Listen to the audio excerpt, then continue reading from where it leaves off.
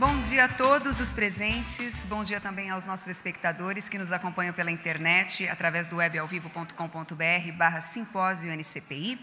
Nós estamos então de volta para mais um dia cheio de atividades. É o segundo dia do terceiro Simpósio Internacional de Desenvolvimento da Primeira Infância. E hoje, com certeza, será um dia cheio de trocas, de experiências e, claro, de muito aprendizado. O dia será muito intenso, porém, sem dúvida nenhuma, nós temos a certeza de que sairemos do terceiro simpósio com novas perspectivas. Antes de entrarmos a fundo dos temas, gostaríamos de dar alguns avisos importantes, como sempre. Como alguns de nossos palestrantes são estrangeiros, nós temos fones de tradução simultânea disponíveis na entrada da sala. Ao final de cada palestra, como de costume, teremos momentos de perguntas e respostas. Então, os senhores já têm essa ficha que está na mesa. Os senhores podem preencher, que as nossas recepcionistas irão até os senhores para retirá-las. Pedimos ainda a gentileza de responder à nossa avaliação, que se encontra no caderno. A opinião de cada um é muito importante para que o nosso simpósio evolua cada vez mais. Portanto, não se esqueçam de entregar ao final do dia esse questionário preenchido no balcão de credenciamento e retirar, então, uma lembrança do nosso evento. Bom, vamos lá. A primeira palestra de hoje, cujo material de apoio já está em cima das mesas, abordará o tema Avaliação de Inovações Sociais. Para tanto, gostaria de chamar agora a doutora Beverly Parsons, diretora executiva do Insights.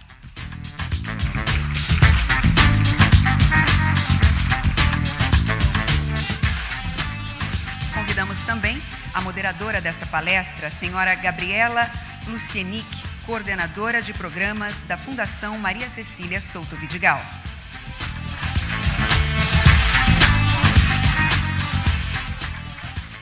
Com a palavra, a senhora Gabriela Plusienic. Bom dia a todos. Espero que vocês tenham tido uma ótima noite, que tenham conseguido descansar bastante, porque o dia de hoje vai ser bem produtivo. Bom, ontem nós tratamos de duas grandes temáticas do simpósio, escala e inovação no âmbito de problemas sociais complexos. Pudemos perceber como essas temáticas se interrelacionam, especialmente quando se busca a garantia da qualidade dos processos e dos resultados.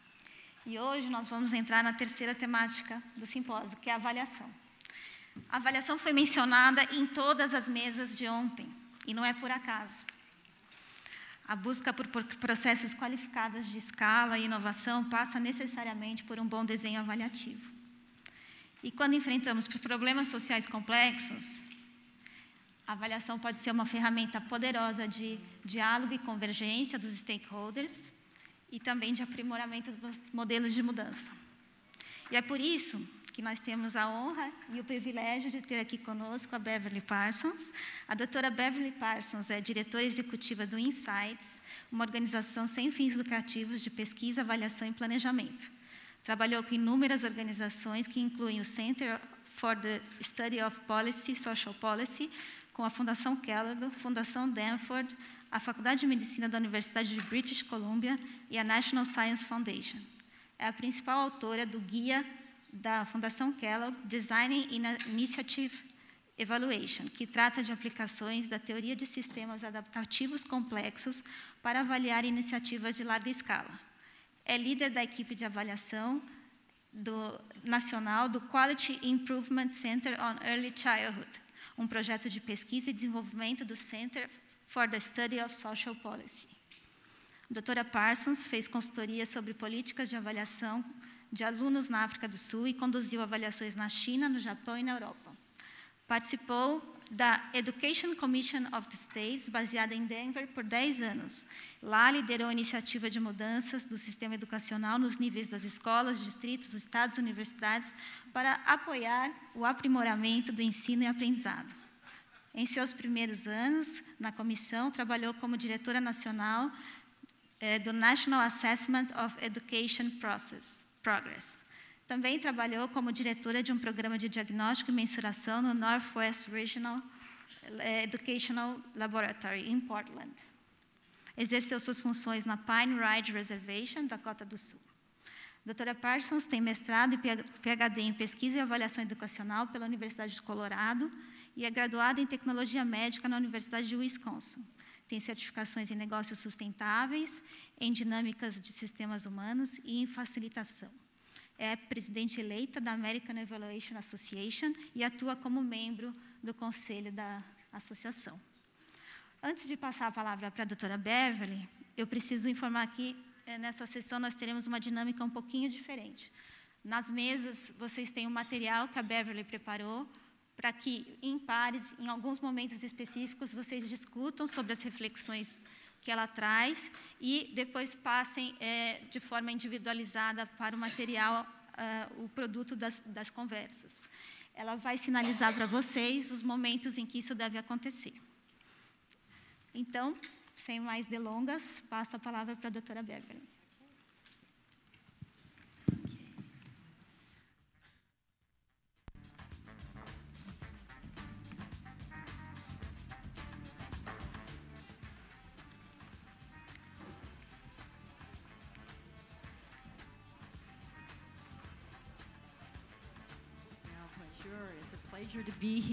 É um grande prazer estar aqui na sua cidade tão bela, nesse país tão lindo, e é um grande privilégio poder falar a vocês hoje a respeito de avaliação.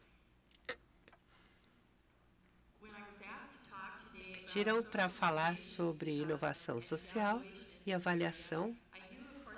Eu sabia que eu precisaria falar a respeito da nossa experiência nos Estados Unidos. E eu comecei a pensar qual é a principal mensagem que eu quero apresentar.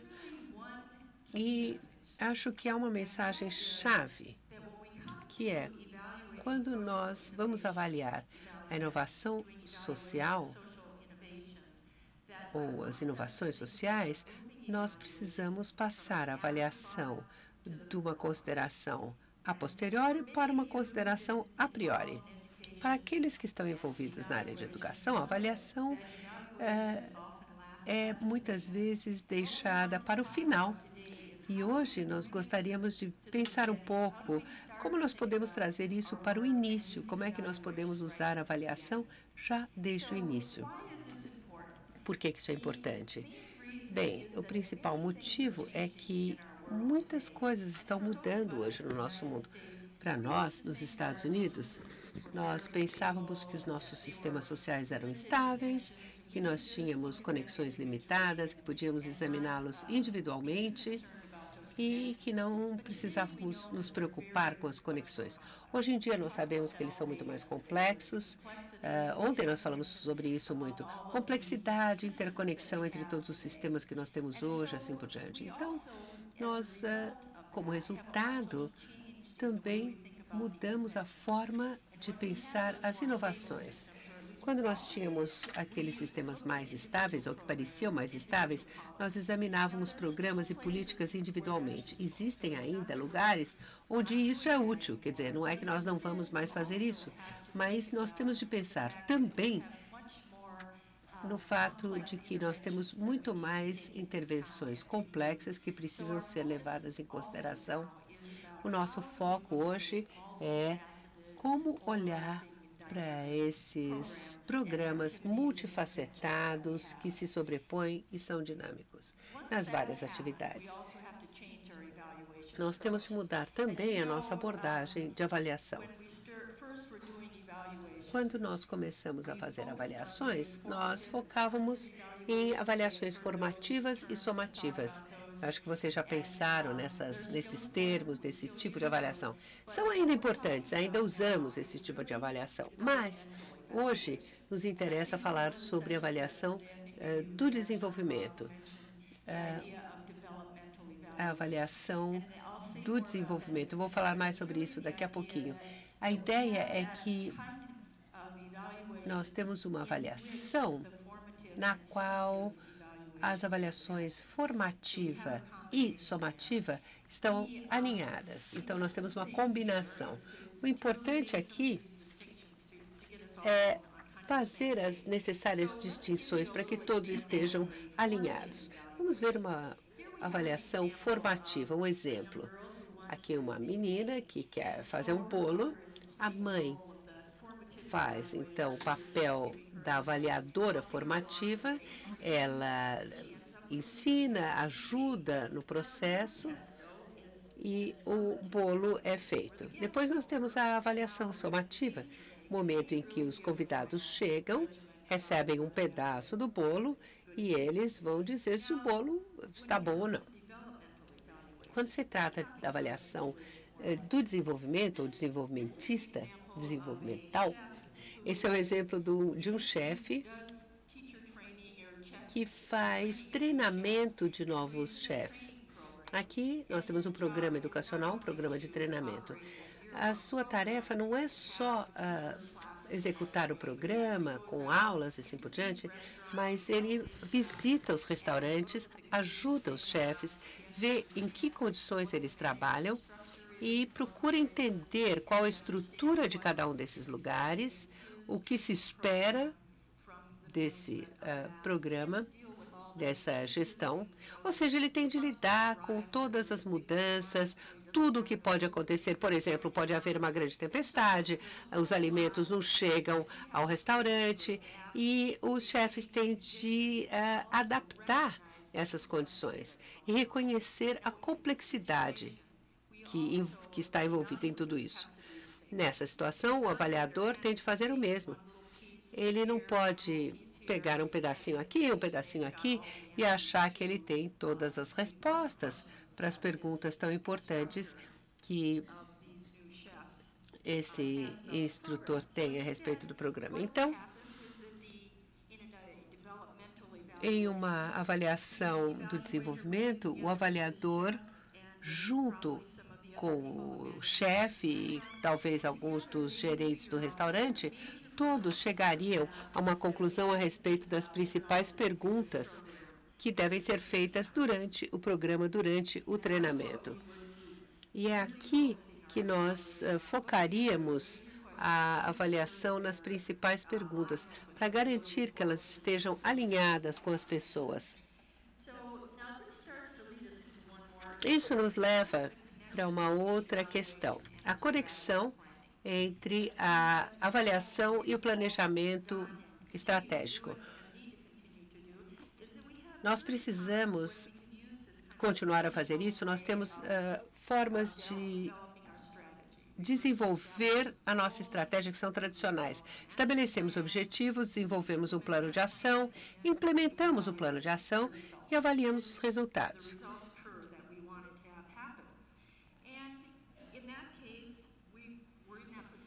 Então, nós estamos em uma posição em que a avaliação vem no final, é um pensamento a posteriori. Então, quando nós lidamos com situações complexas, não só a avaliação muda, mas a estratégia muda. Nós precisamos reposicionar a estratégia junto com a avaliação. Então, eu penso nisso como um quadro assim, onde nós temos uma estratégia adaptativa acontecendo junto com a avaliação e desenvolvimento. É um fluxo que se realimenta, que vai para frente e para trás e que leva a esse benefício social geral. Esse é o tipo de orientação que nós queremos hoje. Então, como chegar a um ponto em que nós possamos ter uma avaliação dinâmica em desenvolvimento que realmente faça diferença para nós? Então, eu gostaria de ver como nós podemos fazer um quadro, um arcabouço simples para a nossa avaliação, que nos permita ver todos os aspectos que potencialmente teriam de ser considerados na avaliação. Então, vamos falar sobre o desenvolvimento de um quadro, de uma estrutura de avaliação. Eu sei que muitos de vocês têm perguntas a respeito das formas específicas de medir o que acontece com a criança, o que acontece com os professores à medida que eles aprendem alguma coisa nova, como nós medimos isso. Mas antes, vamos pensar nesse arcabouço mais amplo, onde nós podemos colocar as questões no contexto que nos interessa, no contexto mais amplo. Em primeiro lugar, eu gostaria de explicar os 4 passos sobre os quais vamos falar. O primeiro caso é articular as mudanças sociais fundamentais. Quais são elas? Depois, identificar os pontos de influência sistêmica. E esse é um dos meus tópicos favoritos. Como nós entramos no sistema para buscar os pontos de intervenção que vão fazer a diferença. Terceiro, seria como tecer essa estratégia e avaliação com as mudanças sociais da avaliação que acontecem. E, finalmente, os indicadores desse benefício social. Na mesa de vocês, vocês vão encontrar algumas folhas. Peguem uma, por favor, para que vocês acompanhem à medida que nós vamos abordando esses aspectos. Então, na segunda página, tem uma estrutura. A primeira página é o resumo do que nós vamos falar hoje. Na segunda página, vocês têm essa estrutura, esse quadro.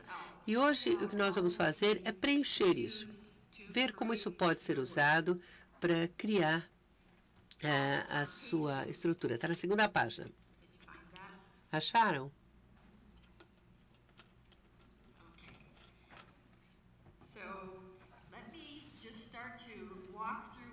Então, comecemos por ver cada uma dessas partes. E à medida que nós vamos, eu peço que vocês façam algumas anotações e anotem. Antes de começar a preencher e ver para onde queremos chegar, vamos falar um pouquinho a respeito da importância de fazer algo assim. Existem muitos ganhos com esse tipo de estrutura à medida que vocês trabalham com a intervenção e as avaliações. Uma das primeiras coisas é que nos permite ligar a estratégia e a avaliação para desenvolvê-las de forma simultânea. Outra coisa importante é que nos ajuda a ver o quadro como um todo. Quando nós temos atividades menores, individuais, nem sempre a gente consegue ver o cenário todo, o quadro todo. Isso pode ser problemático. Vejam, por exemplo, isso aqui. Não temos o que eu acho que entrou a apresentação errada. Aqui deveria entrar uma foto, parece. Olha, é uma pena porque as fotos eram super interessantes.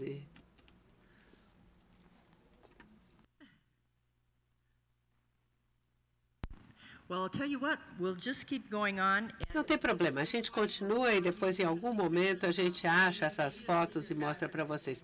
Quem sabe hoje à tarde, quando nós tivermos o nosso painel. Mas vocês vão gostar, bem interessante.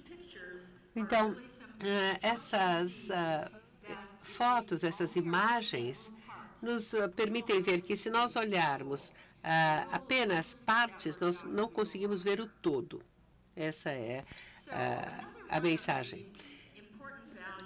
Outro valor importante dessa estrutura, desse quadro, é que nos permite mapear as ações entre parceiros. Para a maior parte dessas intervenções sociais, nós temos muitos parceiros envolvidos. É importante, portanto, fazer com que eles percebam como tudo isso se ajusta. Outra coisa importante é ser transparente com o que fazemos, para que todos saibam o que os outros estão fazendo e como tudo se encaixa. Finalmente, nós podemos, com isso, mapear o progresso ao longo do tempo.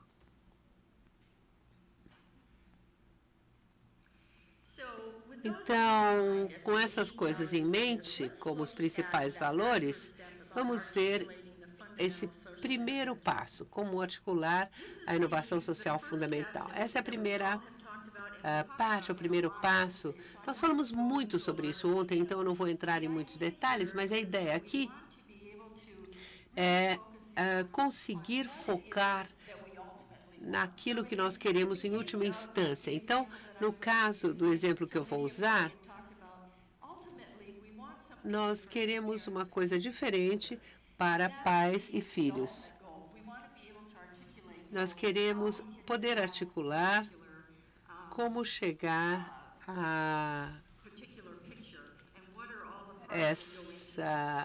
esse quadro ou essa visão, essa imagem geral. Aqui é um exemplo de um dos programas com os quais eu estou trabalhando. É um esforço desenvolvido no Centro para Estudos de Política Social. A abordagem deles é integrar todas as pesquisas que foram feitas, existentes, a respeito de crianças na primeira infância e o que acontece com a situação delas, que está ligada a crianças em caso de negligência, crianças negligenciadas. Então, como lidamos com violência doméstica, crianças com maus tratos e abusos de drogas e assim por diante. É importante lembrar que as pessoas continuarão a viver nessa situação. Então, como nós podemos desenvolver fatores de proteção? Nesse programa, especificamente, o centro fez o seguinte: eles construíram esses 5 fatores de proteção, ou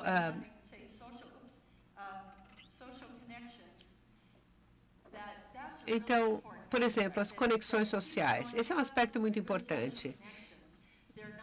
Se as pessoas não tiverem as conexões sociais necessárias, elas não conseguem se proteger. As conexões sociais são muito boas nessa proteção. Depois precisam também de um apoio concreto quando elas precisam, em momentos de necessidade. Então, como garantir que as crianças vão ter esse apoio, esse acolhimento quando necessário? Outro aspecto chave é a resiliência dos pais. Então, como aumentar a resiliência dos pais? Como ajudar os pais a construir competências sociais e emocionais dos seus filhos? E nós sabemos também a importância do conhecimento do criar de crianças no desenvolvimento dos filhos. Então, esse quadro é referido como famílias de reforço. Então, nós precisamos tudo isso para essa abordagem. Eu não vou falar a respeito de uma intervenção apenas, mas onde a sua intervenção estiver, pense a respeito de tudo isso. Pense a respeito das conexões e veja como esse conhecimento dessa criação de filhos pode apoiar, e quando eles têm isso, como isso pode ajudar as competências sociais e emocionais das crianças. Ou seja, todas essas partes se ajustam nesse todo. E é isso que a gente chama de famílias de reforço na sua inovação social. Então, não é exatamente dizer a vocês o que fazer, mas é que vocês têm um arcabouço amplo e, dentro disso, há uma opção para várias intervenções que podem acontecer. A intervenção que temos, eu tinha mais outras fotos e eu tenho outras versões desse slide também, que falam das intervenções que estão sendo, na verdade, realizadas para fortalecer as famílias, em 4 projetos de pesquisa diferentes. Em um deles, tem um grupo de mulheres que estão envolvidas em programas de tratamento de uso de drogas, mulheres gestantes. Tem um outro no Oregon, que é um programa comunitário. São feitas visitas às casas e são realizadas atividades comunitárias também. E outras atividades na vizinhança. Então, eles estão procurando fazer várias coisas ao mesmo tempo. Tem um outro programa em Boston, no Centro Médico de Boston, onde existe um especialista em famílias que trabalha com os pediatras e prepara as famílias para, na verdade, irem à consulta com os pediatras, para saberem que perguntas fazer, e também facilitam o acesso ao serviço social, assistência social para essas populações. Trabalham fortemente nessa área. Existe outro na Carolina do Sul, onde trabalham com os pais cujos filhos têm deficiências. Ou seja, existem vários serviços que estão sendo oferecidos e é preciso alinhá-los. Então, existem essas intervenções que eu queria comentar com vocês, e esse é o primeiro passo que o grupo de fortalecimento familiar deu. E diz, bom, temos a inovação social e essa será a nossa abordagem. Antes de falarmos mais sobre este assunto, eu gostaria que vocês dessem uma olhada na folha que vocês têm e pensem na inovação social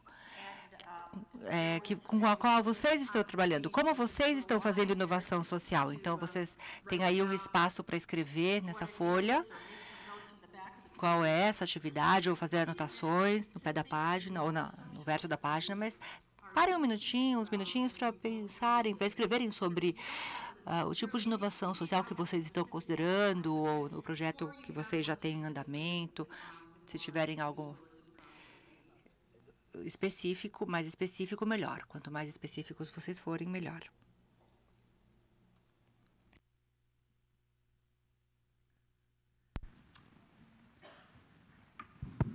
How many minutes? Quantos minutos temos? Um minutinho.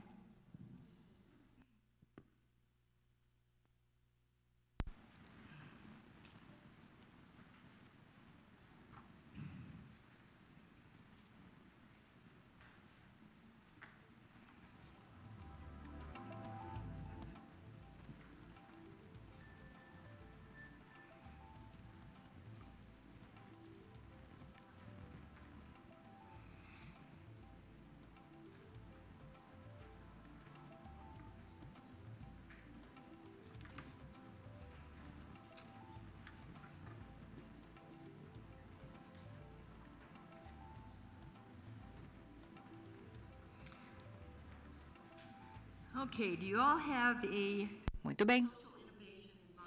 Todos já têm, então, uma ideia relacionada à inovação social. Pensem como vocês poderiam usar essa estrutura, esse arcabouço aqui, para essa atividade específica.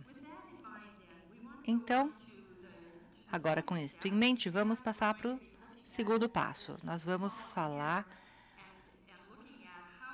dessa coluna. Vamos tratar de identificar esses pontos de influência sistêmica. Então, na primeira parte, vamos identificar os domínios relevantes da ecologia social. Eu não sei se vocês estão acostumados a pensar dessa forma, mas a ideia básica é a seguinte. Nós vamos tentar separar os diferentes níveis de ecologia social, conforme pensarmos na nossa avaliação, nas coisas que vamos mensurar, como vamos coletar dados, onde vamos pensar em quais serão os aspectos que nós vamos combinar e focar.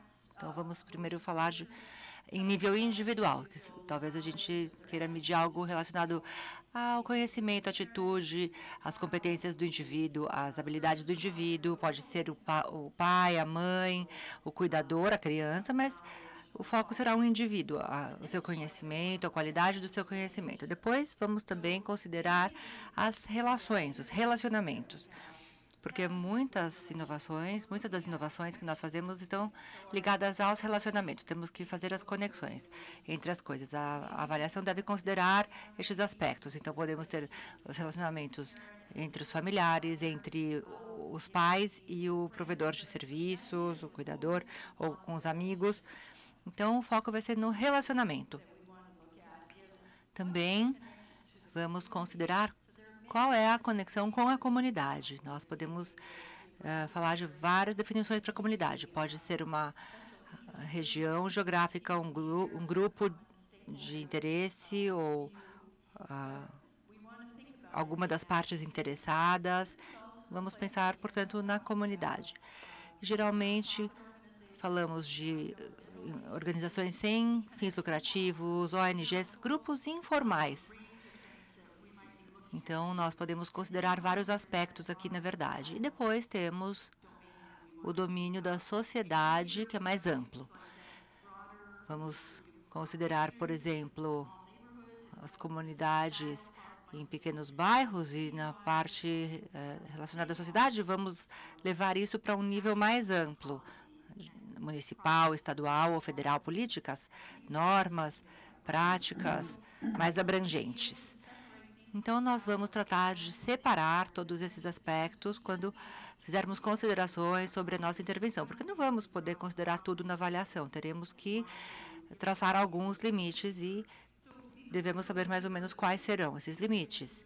Agora, vocês vão ter mais um minutinho para fazerem algumas anotações. Então, se vocês tivessem que considerar estes domínios, quais deles, bom, talvez possam ser vários deles, quais deles vocês vão considerar para a sua avaliação?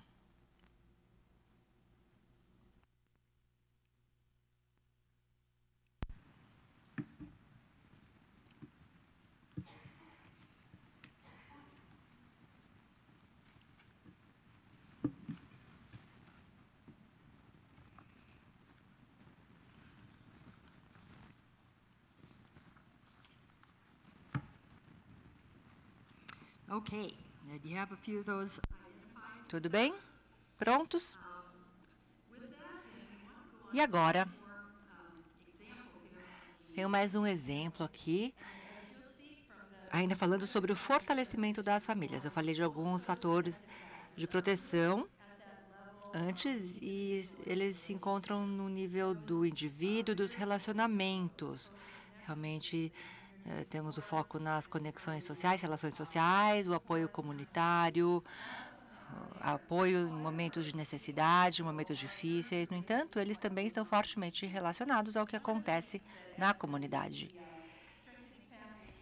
E no programa de fortalecimento de família, percebeu-se que não poderia focar apenas na criança e na família, no indivíduo e na família. Teríamos que considerar também as políticas, as normas e a sociedade de modo geral. Todos têm um papel importante nesse processo. Agora, vamos falar de outro aspecto que devemos considerar no momento de identificar esses pontos de alavancagem. Alguns foram abordados ontem e eu vou tentar contextualizá-los aqui agora. Então, vou usar o diagrama do iceberg para nós pensarmos sobre isso, para realmente pensarmos o que é que nós queremos focar na avaliação.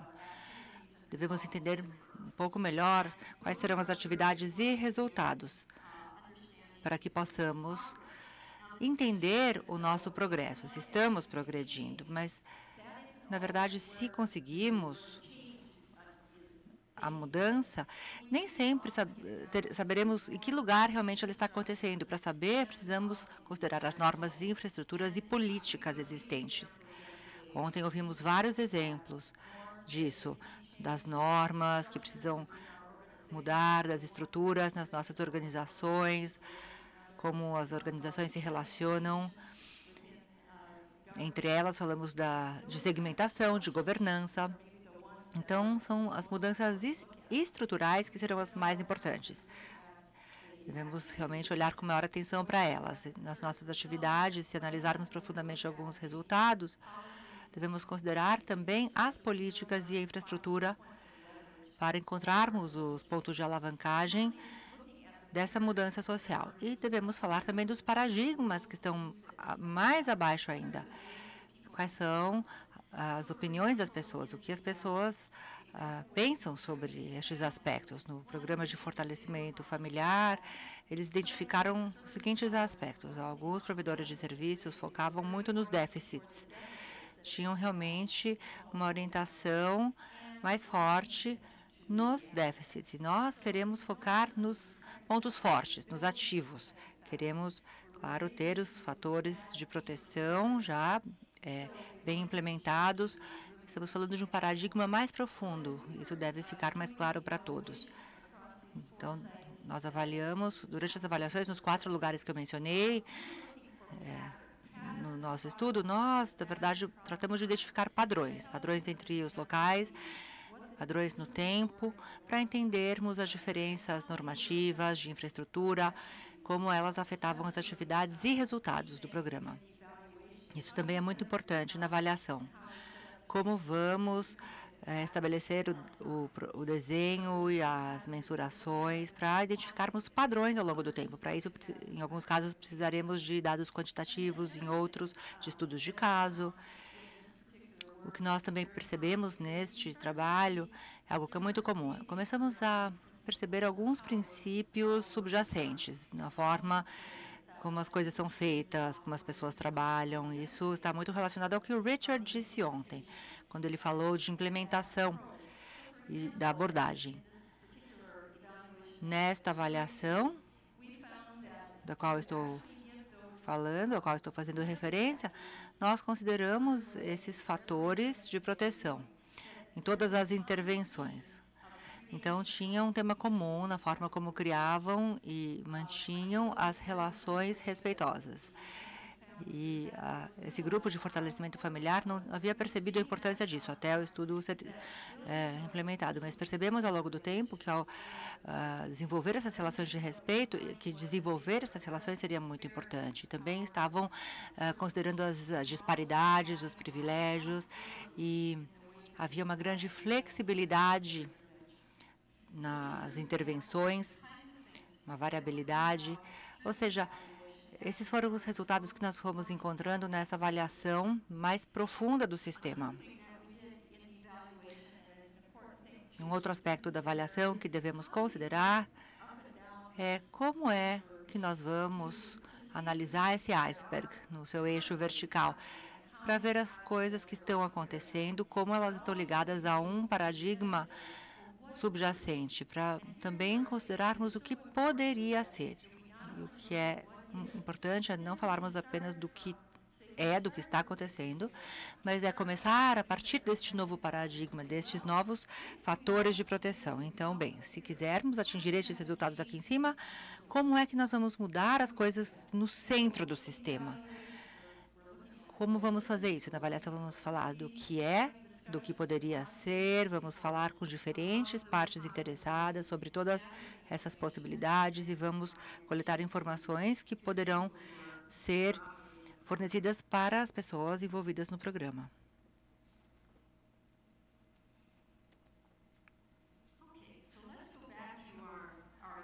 Então, vou voltar para o nosso exemplo aqui, que está na página 3 do manual de vocês. Essa é a estrutura que nós desenvolvemos com o grupo de reforço familiar e ela foi revisada várias vezes. As coisas não são estáticas, né? Nós fazemos alterações de acordo com as necessidades e vamos incluindo mais informações. Mas o que é importante aqui é percebermos como esses pontos de influência foram subdivididos. Eu queria, então, destacar essa primeira coluna. Vocês têm também aí no material, mas eu sei que está em inglês, então eu vou ler todos estes pontos. Primeiro, temos que os dados foram coletados sobre as relações entre os cuidadores, a família e a criança, uma unidade da investigação. Depois temos a vizinhança e a comunidade. Então, trabalhamos com o grupo informal e observamos o padrão de relacionamento entre os vizinhos. O terceiro grupo era o grupo de organizações e provedores de serviço. Queremos considerá-los como um grupo. Especificamente, consideramos as suas normas, infraestruturas e políticas, as políticas das organizações, individualmente.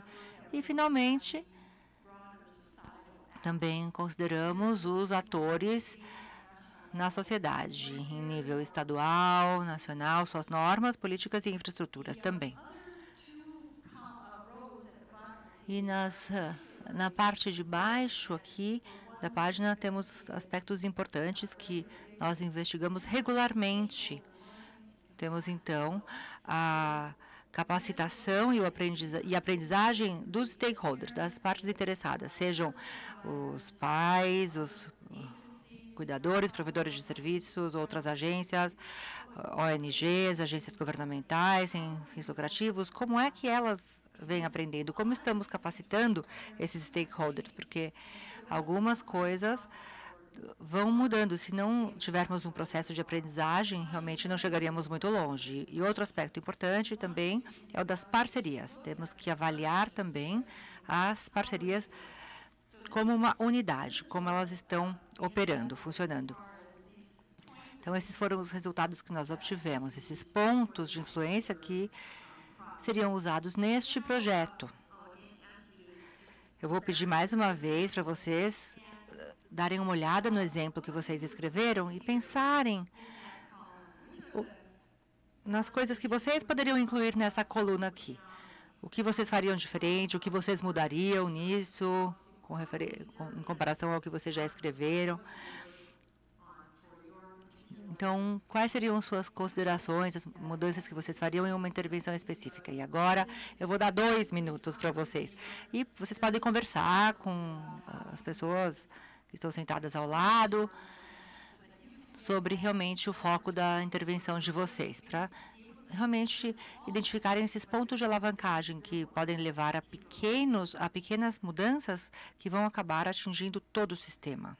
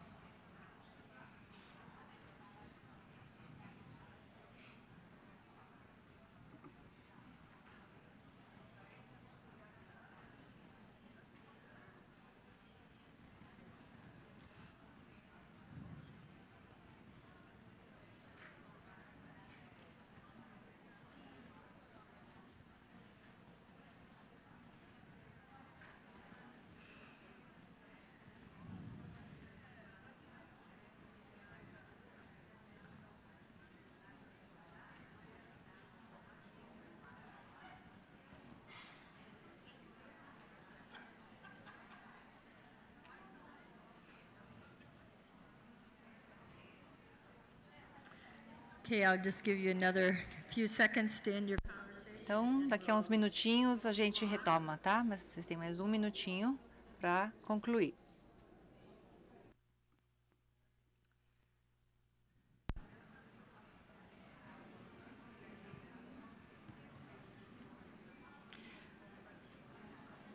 Okay, so I think now you have Bom, então, acho que agora vocês já têm uma boa ideia da inovação social de vocês, do que se trata, e temos aqui todas essas categorias já definidas para o processo. Agora, vamos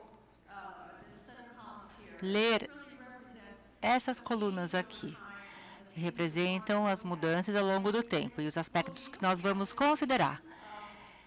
E nós vamos tentar encontrar uma forma de entrelaçar a nossa estratégia com a inovação social que já está em andamento. Já passamos pelos passos 1, 2, e agora estamos nesta etapa de integração. Então, temos este cenário com os 4 aspectos. Eu vou falar de cada um. Primeiro, nós queremos conseguir medir exatamente onde estamos com relação à nossa visão. Queremos encontrar uma maneira de medir onde estamos com relação a onde queremos chegar. Então, teremos aqui, vamos falar de medição, de diagnóstico daqui para frente, com maior intensidade. Nós temos que também testar essas inovações e ir fazendo as nossas experimentações em todo o sistema.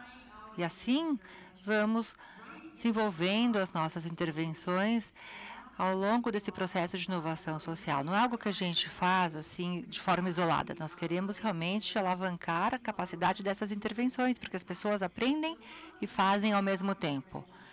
Vamos então assim experimentando as intervenções rapidamente, em alguns casos, em outros casos mais a longo prazo, de uma forma mais estruturada. Nós podemos realmente usar muitos modelos de intervenção dessa forma. E, gradualmente, vamos experimentando essas intervenções e fazendo as mudanças necessárias, escalando algumas coisas, até chegarmos a um ponto crítico, um ponto de virada, passarmos a pensar de outra forma, uma mudança de mentalidade. Agora as pessoas estão considerando estes aspectos, os fatores de proteção, é realmente uma mudança de paradigma. Ontem falamos da massa crítica,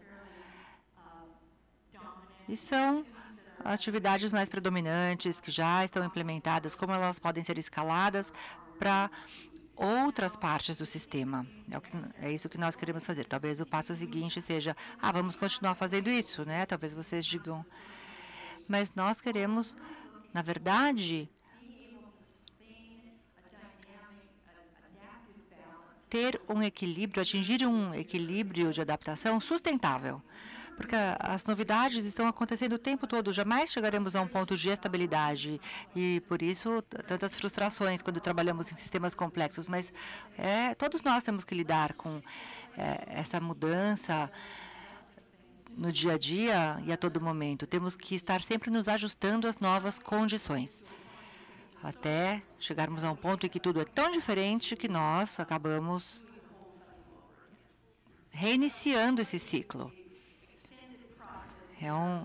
Temos aqui o processo estendido. A inovação é um processo contínuo com o qual nós temos que lidar continuamente. E vamos, então, entrelaçando esse processo, integrando esse processo ao longo do tempo.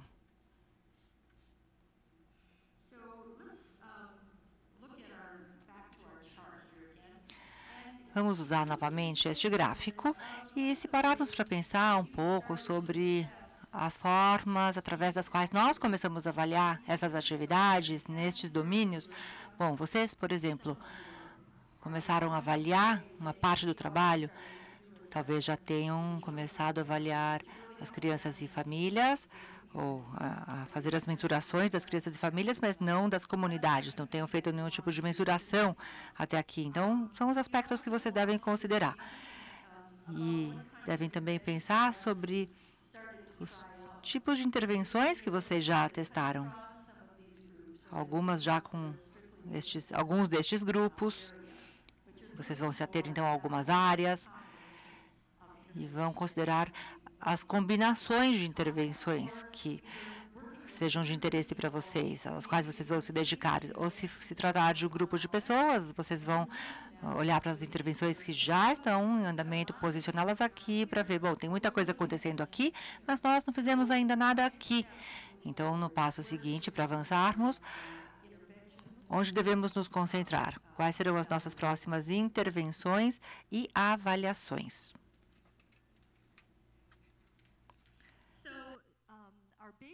Então, o nosso aspecto básico aqui, o nosso quadro básico, é chegar ao ponto em que nós possamos colocar essas caixinhas aqui preenchidas, porque é isso que vai nos dar a base para a nossa avaliação. Quais são as coisas que nós queremos medir, as coisas sobre as quais queremos falar? Eu vou lhes dar, então, alguns exemplos das formas de pensar nesses cenários. Milhões de coisas sobre as quais poderíamos falar, mas o que eu queria deixar claro aqui é que qualquer que seja a escala com a qual vocês estão trabalhando, vocês querem ter alguma coisa que possa ser medida para saber que vocês estão progredindo. Então, vocês podem ter uma intervenção social no nível de uma comunidade individual, ou pode ser uma coisa que abranja todo o país. Pode ser uma coisa na cidade. Então, o que medir vai depender da escala da sua intervenção. Uma das coisas que é fundamental para tudo isso é que sempre há algo que tem a ver com as pessoas trabalhando juntas.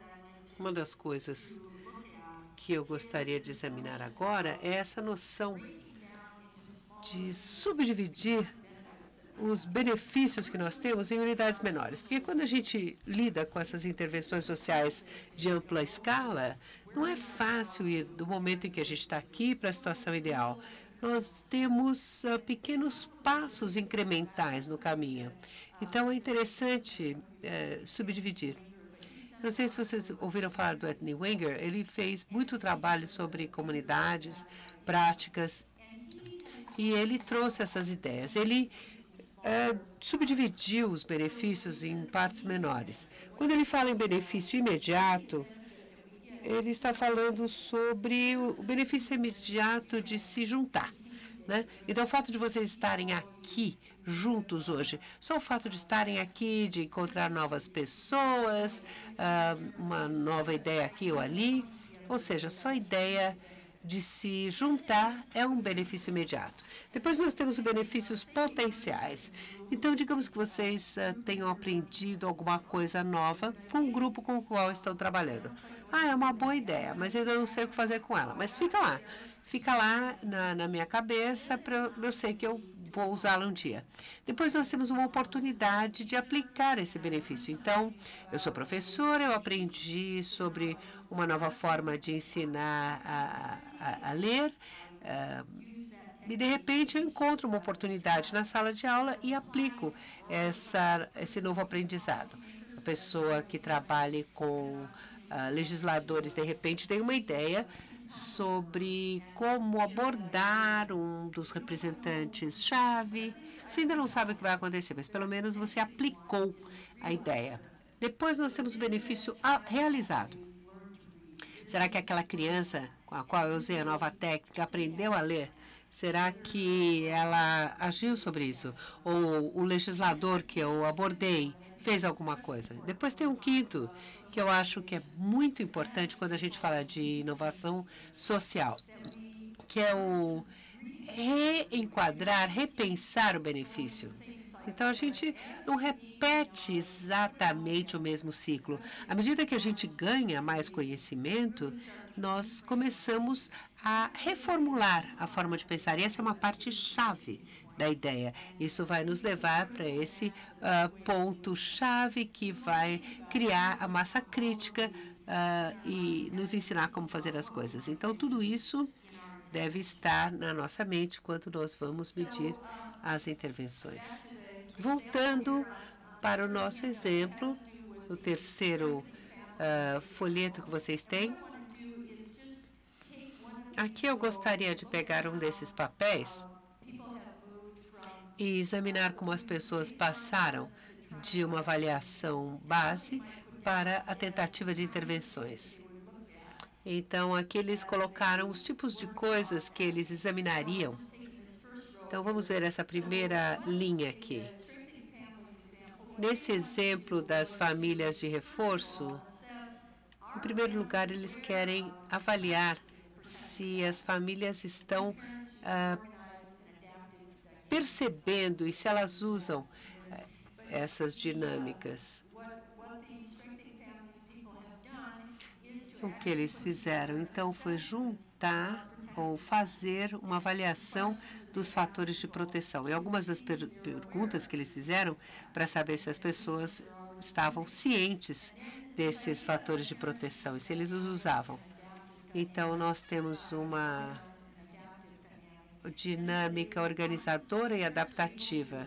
Eles querem perceber se os pais conseguem oferecer uma estrutura organizadora e se, ao mesmo tempo, eles conseguem ser flexíveis e adaptar, e saber quando organizar e quando adaptar. Então, eles fizeram algumas avaliações para medir exatamente isso.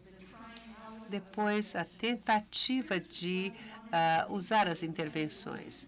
Aqui eles queriam saber se as famílias estão usando os fatores de proteção e determinar as mudanças nos relacionamentos e nos limites da vida diária das famílias. As famílias teriam de aprender, então, a se autoavaliar. Isso seria muito bom para nós, se as famílias conseguissem avaliar esses fatores de proteção. Na última parte aqui,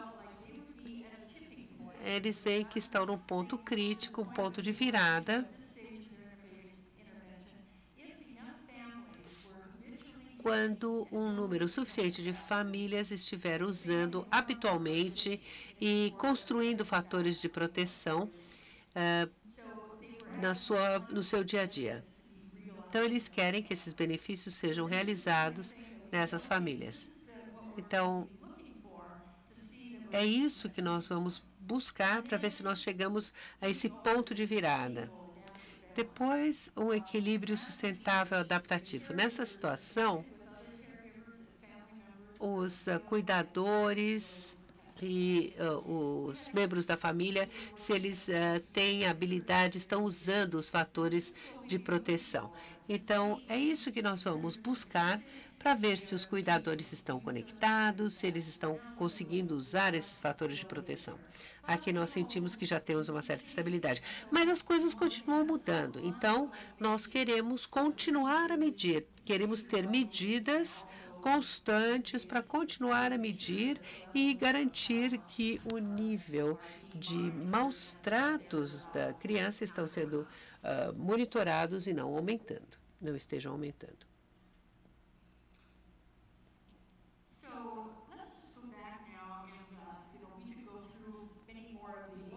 E tem mais uma coisinha que eu gostaria de lembrar nessa página com relação ao aprendizado e à construção de capacidades para os stakeholders. Nós vemos que essas mudanças ao longo do tempo, aqui o que acontece é que no início é apenas o que o indivíduo sabe e aprende. Aqui nós temos a comunidade. Então, as pessoas têm de ter formas de continuar a aprender, porque as coisas continuam a mudar. Nós precisamos desse aprendizado entre os pares. Esse tipo de prática precisa ser sedimentada. E a mesma coisa acontece com as redes e parcerias. Então, um dos fatores-chave aqui é a capacidade de ver que quando eles se juntam, eles não se juntam para falar sobre qualquer coisa. Eles estão aprofundando a compreensão desses fatores de proteção e entendendo melhor como isso afeta o sistema, e isso seria a chave para a construção de tudo isso. Então, aqui nós temos como eles constroem a confiança, como eles fazem grandes mudanças na intervenção. Então, por exemplo, uma parte diz, olha, se você mudar aqui, eu posso mudar aqui. Vamos mudar a maneira de oferecer serviços, vamos juntar os serviços para que nós, coletivamente, possamos construir esses fatores de proteção.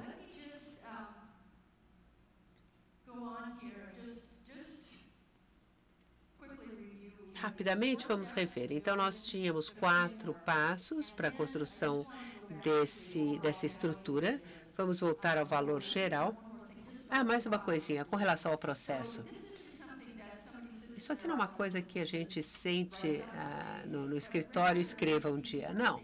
O importante aqui é ter uma equipe de liderança para avaliação da inovação, os avaliadores e alguns outros stakeholders. Vai depender de cada situação, mas o importante é que as pessoas se juntem em um grupo e levantem quais são os pontos de influência, qual é o papel, quais são os estágios, como é que é o progresso, como o progresso deve se configurar. Então, é importante fazer o preenchimento dessas caixinhas. Isso, em geral, é feito por um grupo menor que depois reporta isso para o grupo grande. Uma das coisas importantes a respeito dessa estrutura é que quando a gente faz, no começo, a gente quer ter oportunidade de continuar a rever e adaptar. Uma das coisas que nós fizemos foi pegar essa estrutura geral, esse arcabouço, e usá-lo como exercício de mapeamento. Então, esse aqui que está na segunda página de vocês, nós pegamos um desses e fizemos um grande pôster na parede, um grande gráfico na parede, e pedimos a grupos de stakeholders, com as informações que nós tínhamos, das avaliações e as informações todas. Então, eles olhavam para isso, examinavam os seus próprios conhecimentos do que estava acontecendo, e aí a gente pegou o post-it e pediu para que eles identificassem onde eles estavam. Colocamos isso na parede para ver o progresso. E, em conjunto, eles decidiam a respeito de como dar o próximo passo. E eles tinham aí uma visão clara de como o progresso estava se configurando. Rapidamente, vamos rever, então, o valor de tudo isso. Nós podemos alinhar as nossas estratégias de avaliação, conseguimos ver o quadro todo, conseguimos mapear as ações entre parceiros. Então, eu dei a vocês um exemplo de como fazer isso. Nos ajuda a ser mais transparentes, porque assim as pessoas conseguem ver o que está acontecendo. Tem um caso em que nós fizemos esse mapeamento que eu contei. As pessoas tinham na parede a visão clara do que acontecia. E todos podiam ver, as pessoas dos escritórios poderiam comentar. Na verdade, era até assunto para grandes conversas e diálogos. E a gente consegue também mapear o progresso ao longo do tempo. E existem mudanças sutis, a gente acaba não pensando nelas, né? Então, uma coisa que a gente fazia no ano, é bom comparar com o ano seguinte. Esse é mais um benefício desse tipo de arcabouço que a gente cria. Então, o ponto geral que eu gostaria de deixar claro com essa apresentação é que se nós começarmos a pensar em embutir a avaliação no nosso processo, uma coisa que seja a avaliação como algo pensado antes e não depois, e nós podemos medir o progresso ao longo do tempo juntos, como grupo. Eu sei que pode ser uma coisa meio avassaladora pensar em tudo o que se pode fazer. E uma das coisas importantes também é conseguir se concentrar em algumas coisas apenas e dizer, não, nós precisamos delimitar o nosso trabalho. Vamos fazer só isso, vamos pedir isso, e isso vai nos ajudar a fazer a mudança mais geral. Mas eu deixo aqui vocês um dos meus modelos favoritos. Os grandes sonhos não têm medo do tempo. Então, quando nós sonhamos a respeito de onde queremos chegar com as nossas inovações sociais, a gente nos preocupa com o tempo. Então, os grandes sonhos não têm medo do tempo. A gente continua e continua trabalhando em direção aos grandes sonhos. Agora, nós temos aí uma sessão de perguntas, que é o que a gente chama em inglês de Q&A, porque é perguntas e respostas, né? Então, eu vou abrir para perguntas e aqui vocês têm o meu e-mail. Se vocês quiserem entrar em contato, eu teria o maior prazer em conversar com vocês.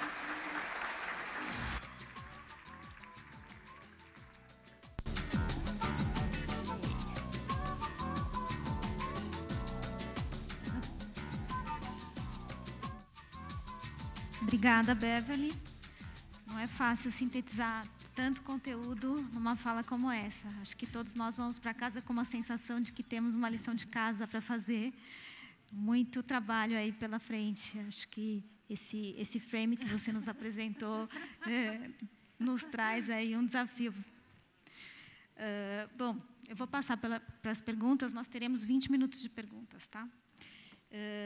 Então, uma primeira seria: como mensurar as consequências não intencionais de uma inovação social, consequências positivas e negativas?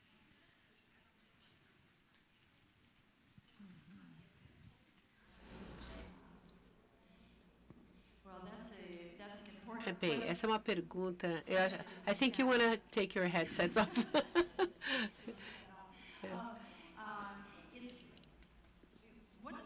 Uma das coisas a respeito do sistema, e nós estamos todos falando de sistemas, eu acho que eu me emaranhei toda aqui.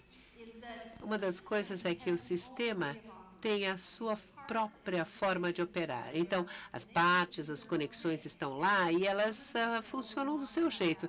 Então, algumas das coisas nós ficamos felizes que tenham acontecido, outras nós gostaríamos que não tivessem acontecido.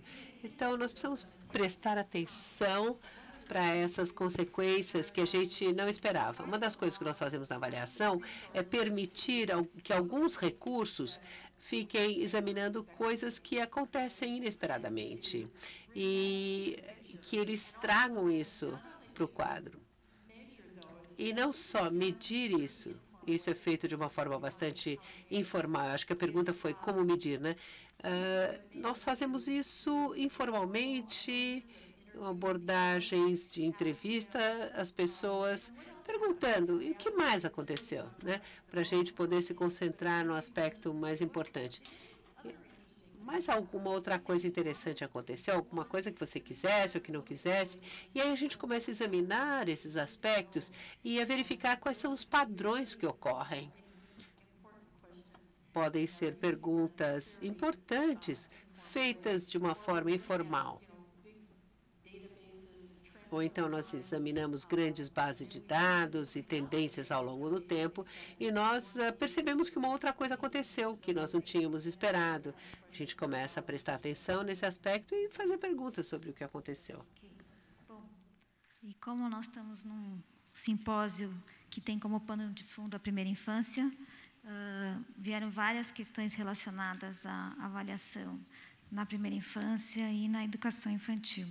Então, vou partir para uma que é: qual a importância da avaliação, de uma avaliação de diagnóstico na primeira infância?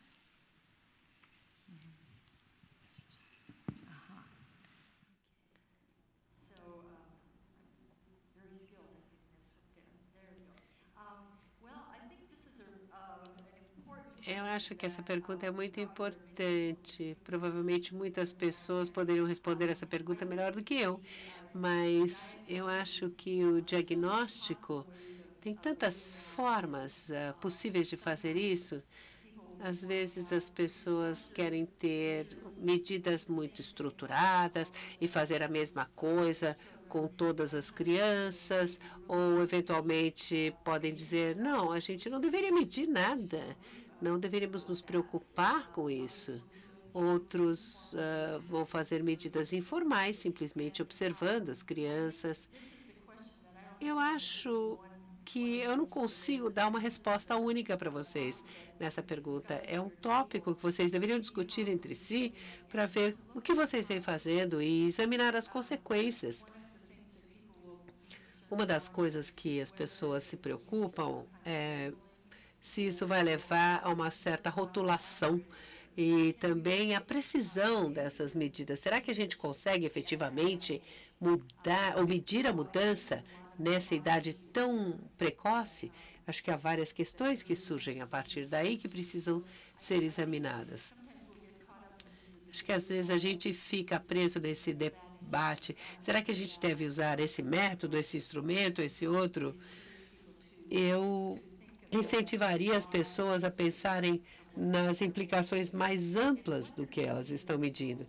E o que elas vão fazer com os resultados? Porque, às vezes, a gente fica preso nesse conceito: a gente precisa medir, mas o que nós vamos fazer com esses resultados? Quanto que nós vamos dedicar de recursos? Qual é o valor que nós obtemos com essas medições? Eu acho que aí a gente começa a pensar na qualidade do instrumento, o que fazer com os resultados e qual o investimento em dólares. Será que é o melhor uso do dinheiro para essa situação? Ok, obrigada.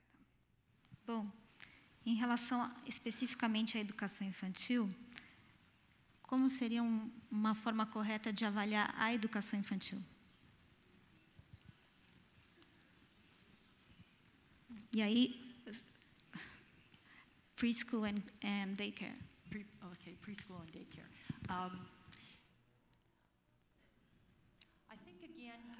Bom, mais uma vez, eu diria que devemos falar dos aspectos que nós enfrentamos em cada situação. Quais são os aspectos importantes em cada contexto? No caso da pré-escola ou dos centros, bom, existem tantas coisas, tantos aspectos que nós podemos considerar que talvez tenham a ver com a qualidade dos serviços fornecidos,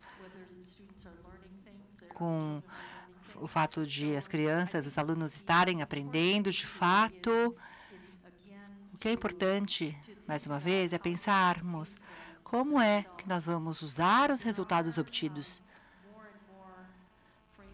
E hoje temos cada vez mais estruturas para medir, para mensurar várias características dos programas, como, por exemplo, que tipo de formação os professores receberam, ou os trabalhadores da creche receberam, como são as instalações da creche ou da pré-escola, que tipo de dinâmica existe na sala de aula, na creche. Todos esses aspectos são importantes. E eu volto sempre para o seguinte ponto. O que vocês vão fazer com isso? Como vão usar esses dados? Como isso vai ajudar vocês a irem formatando e mudando as suas intervenções? Espero que, durante as discussões de grupos, nós consigamos produzir exemplos específicos que vocês, então, vão acabar usando para discussão em grupo, para depois termos uma discussão entre todos nós. Okay.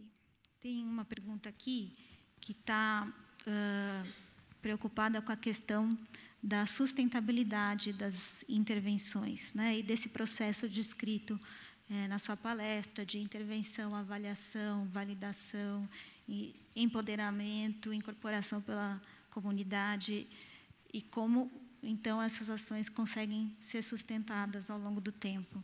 Ela queria entender um pouquinho mais sobre esse assunto.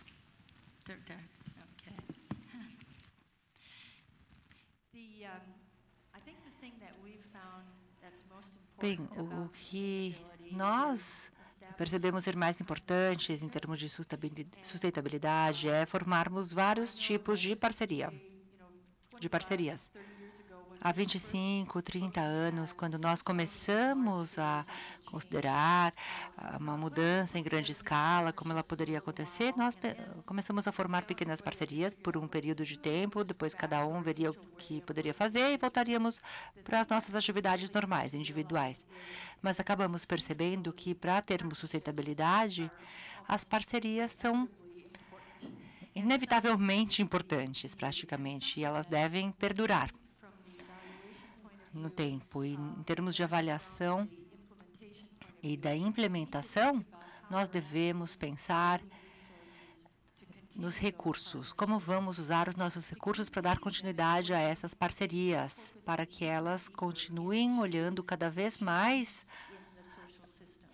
para as mudanças nos sistemas sociais, mais profundamente. Quero citar um exemplo do Oregon, do projeto do Oregon, que eu mencionei, quando eu falei dos fatores de proteção e fortalecimento das famílias. Bom, a parceria deles funciona assim: é uma comunidade que tem muitos imigrantes do México. Existem muitos trabalhadores rurais nessa comunidade. Existem também agências que trabalham especificamente com as famílias de imigrantes. Tem as agências de serviços sociais, de assistência social, muitas igrejas também envolvidas e trabalham juntos. É uma parceria que existe já há muito tempo. para realmente falar sobre essa mudança estrutural das agências. Então, antes dessa intervenção, o Mano a Mano não tinha participado dessa ação junto com as outras agências, mas agora, sim, trouxeram a sua voz, apresentando essa perspectiva das famílias imigrantes. E, através disso, vem transformando alguns dos serviços que são oferecidos, e isso vem realmente sensibilizando a todos em torno das questões culturais. Também foram feitas alterações entre os acordos com as agências de serviços. Então, antes, quando tinham contratos com agências privadas para trabalhar, no passado, esses trabalhadores rurais, eles tinham que demonstrar um certo nível de conhecimento. Agora, funciona assim, eles dizem, se nós vamos trabalhar com esse provedor de serviço, fono, por exemplo, fonoaudiologia, você precisa ter formação nestes aspectos. Só vamos fazer um contrato com você se você fizer este curso de capacitação ou tiver feito já. E nós vamos fazer uma entrevista, vamos fazer perguntas específicas sobre estes temas, e assim foram feitas mudanças importantes relacionadas aos serviços oferecidos ao longo do processo, no meio do sistema. E isso envolve as pessoas que trabalham realmente no centro, na parte do meio dos sistemas. Os fornecedores de serviços, seus supervisores, devem realmente entender essa nova forma de operar, essa nova filosofia que nós queremos instituir. Temos exemplos também do Centro Médico de Boston, onde existe um especialista familiar, uma pessoa que tem mestrado em desenvolvimento infantil e trabalha junto com o pediatra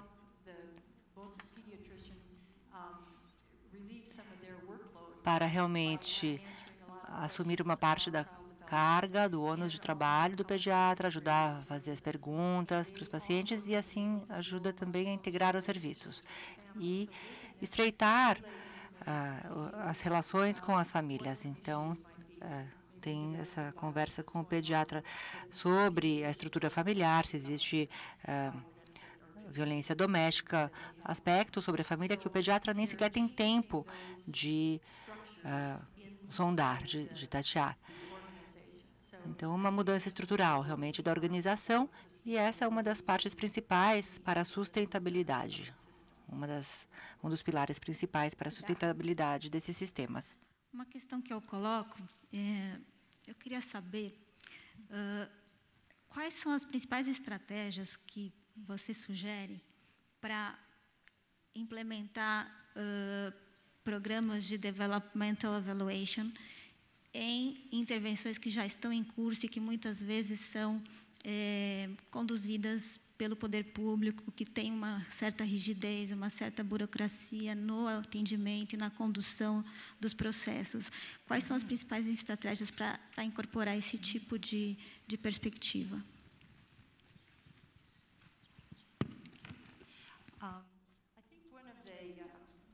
Bom, eu creio que um dos aspectos mais importantes, uma das belezas da avaliação em desenvolvimento é que nós podemos começar em qualquer ponto, no momento onde já estamos. Ou seja, vamos avaliar o que estamos fazendo, os tipos de avaliação que estamos usando e o que está faltando para termos realmente mais inovação social. Depois temos que trabalhar junto com as outras partes interessadas. A avaliação em desenvolvimento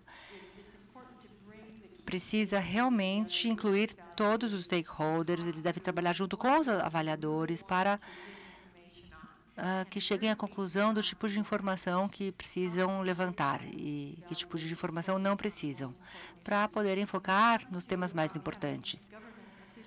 E quando o governo também participa do processo, bom, eles têm sim seus programas específicos que eles procuram avaliar, mas quando conseguimos incluir as pessoas com confiança, com respeito, as pessoas começam a fazer ajustes por si próprias. Nós já percebemos isso. e começam a enxergar, a perceber possibilidades de como usar os dados em diversas situações, começam a compartilhar dados, e isso pode ser muito importante. E acabam estabelecendo acordos compartilhados sobre as medidas, mensurações comuns que todos poderiam usar. Nós temos alguns problemas nos Estados Unidos, imagino que vocês aqui também, com relação aos departamentos e agências que fazem medições de coisas, de aspectos diferentes.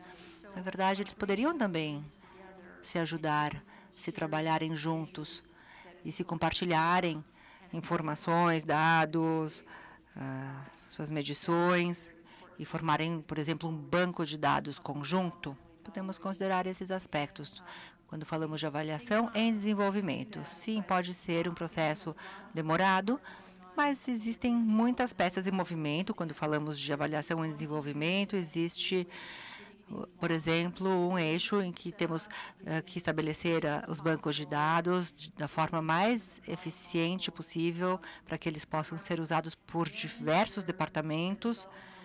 E, então, a avaliação em desenvolvimento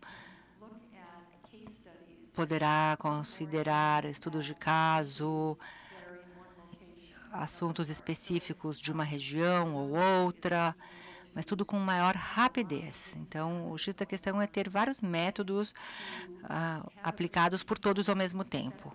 E um grupo de pessoas que estabeleça as prioridades, porque sempre existem tantas opções, tantas decisões que temos que fazer.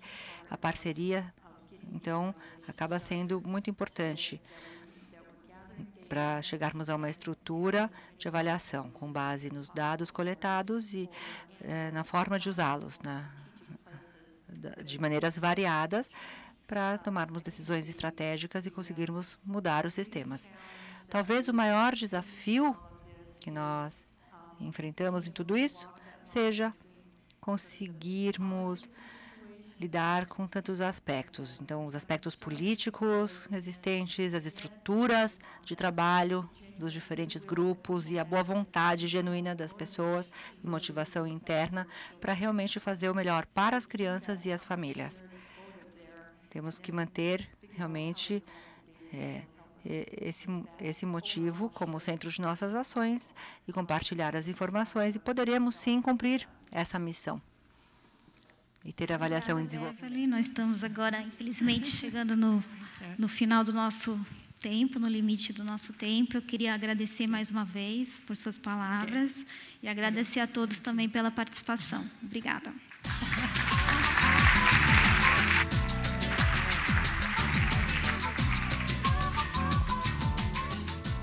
Com os nossos agradecimentos à doutora Beverly e também à senhora Gabriela. As senhoras podem retornar aos seus lugares. Muito obrigada. E, enfim, depois de uma palestra tão rica, nós vamos agora para um breve intervalo. Na próxima sessão, nós teremos uma atividade em grupo. E, para essa atividade, nós sugerimos que vocês se sentem em mesas diferentes com pessoas com quem ainda não conversaram. Até já, nós voltamos em 20 minutos. Eu não escrevo pra ninguém e nem